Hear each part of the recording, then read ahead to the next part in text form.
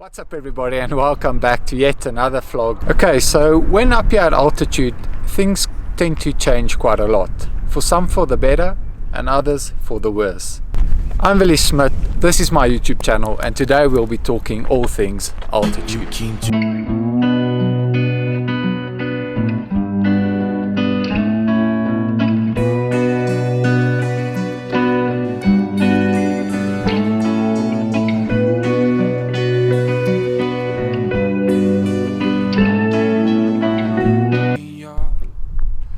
So altitude training has changed quite vigorously over the years. We have those who plan very well and do the camps on a timely basis throughout the year, and we've got those people who simply do it out of FOMO because their friends are doing that. You see, up here there's only about 15.5% oxygen as opposed to the 21% oxygen you tend to get at sea level. So the big question actually is do you actually know why you're spending that extra money to train up here at altitude? Do you know the do's and don'ts of training up here at altitude?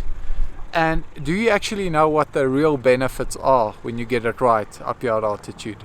I'm going to talk all about altitude today and give you my point of view, tips, and answer some difficult questions.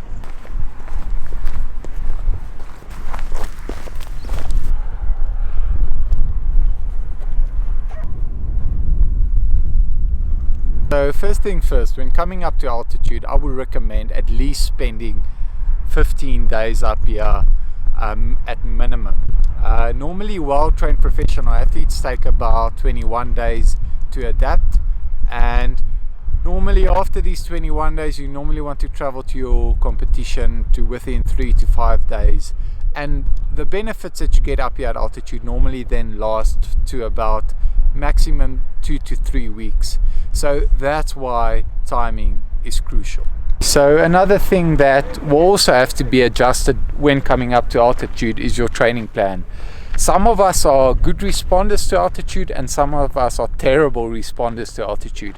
You have to remember that this also has to do with how well trained you are, how serious of an athlete you are, genetics, and where you grew up in your career.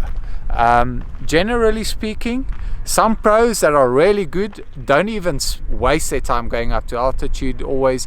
They are extremely bad responders to altitude, and some have just said that it affects their sleep quality really negatively. And this is one thing that you also have to remember, is that sleep is really important for that natural growth hormone that your body produces. So when you're getting in poor sleep, it affects your overall performance really badly, and then you really have to be honest with yourself and ask yourself, is the stimulus that I'm gaining from altitude, the benefits that I can get from altitude, worth it, even though you're sleeping bad? And that's when you have to really be honest with yourself and not just do altitude training simply because your friends are doing it or you have the fear of missing out.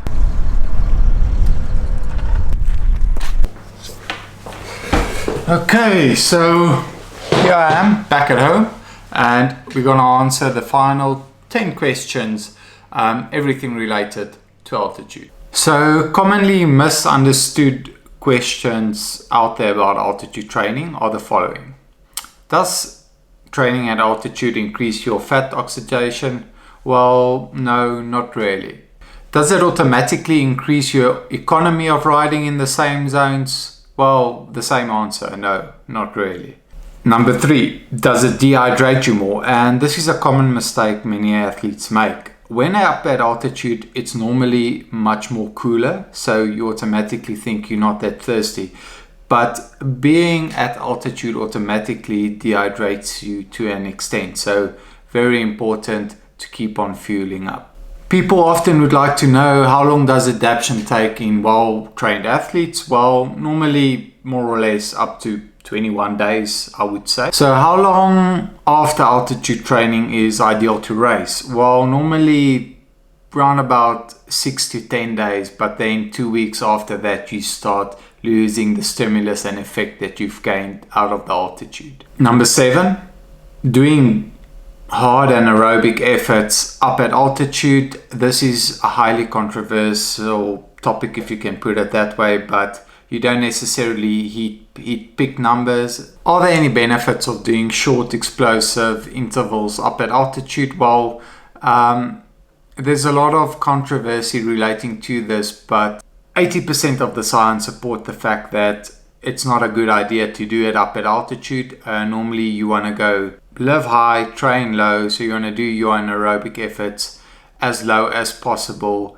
to the location where you're living at, somewhere wherever at altitude. So for example, I'm living at 1,800 meters above sea level, and I like going down to Andorra Laval to do those really anaerobic efforts, which is around about 1,300 meters. This enables me to hit better peak numbers and to recover faster. However, when you do this up at altitude, the opposite might happen, where you'll take longer to recover and you won't be hitting that peak numbers, which means that when I'm going to Belgium, I'm going to struggle. Does training up at altitude promote weight loss? Well, yeah, definitely. Your body works much harder and burns much more calories trying to get in enough oxygen. But I have noticed that I lose weight much easier up here.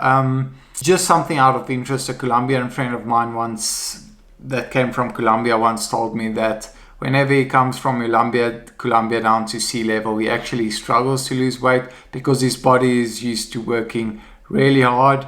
And then he comes down to sea level and he says he picks up weight much easier. Those are his words. If there's any science behind that, I'm not going to go into that topic right now, but yeah, I've definitely seen great benefits of weight loss. So that's one way where you kind of have to do nothing and actually just benefit from the effects that altitude training has on your body. Obviously, when up at altitude, what percentage should you adjust your FTP to? Well, once again, this depends on the type of athlete you are, but just like within the heat, if you're training in 40 degrees, you won't be able to sustain your FTP power which you are training at. So obviously it will be adjusted lower, and the same for altitude. The higher you go, the lower your FTP will be set. What exactly that number is a little bit complicated, but there are percentages with which our coaches change that. But if you'd like to know more about that, perhaps I can do a vlog about that later on.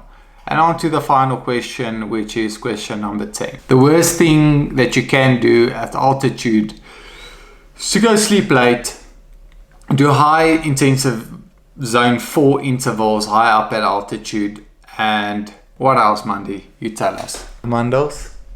She's going to tell us. What else? Mandy, you're making it awkward. Because obviously the altitude benefits didn't really benefit me. Yeah, Mandy was complaining because she said she got fat during high altitude training. Well, we left at 2,200 meters. Should make you skinny. Well, I picked up about 5 kgs. Hey, don't say that now. People are not going to believe me. I would say the third one is basically just to train too many hours. Remember, your body is under a huge amount of stress, and just let the altitude work for you. Let the strength training, don't do too much volume, and you should be fine. Are you sure that was all your tips? Yeah, I'm getting quite tired now, but yeah. Finally, I think, what else is there to say? Remember, when you're up at altitude, you have to remember that there's always a cold wind blowing, and it's always much colder than at sea level. So always carry undervest. You don't want to catch that extra cold. Always just carry a rain jacket with you in your bottle on the bike. And supplementation. I'm not a doctor, but the supplementation that I would recommend is some L-arginine and iron and alpha-lipoic acid. It can be really beneficial. However, like I say, I'm not a doctor, so theoretically I can't tell you to take supplements or stuff like that, but it's not prescribed medication, so should be fine. I would, however, recommend do a blood test before and after, a normal blood count, blood test before and after the altitude training, if you're really serious about your cycling, so you can know how much your levels what your levels were before and after, and if you need to take any supplementation. Thanks for joining on yet another vlog. Cheers from Andy. Hi. Say goodbye to them. Bye. Bye bye.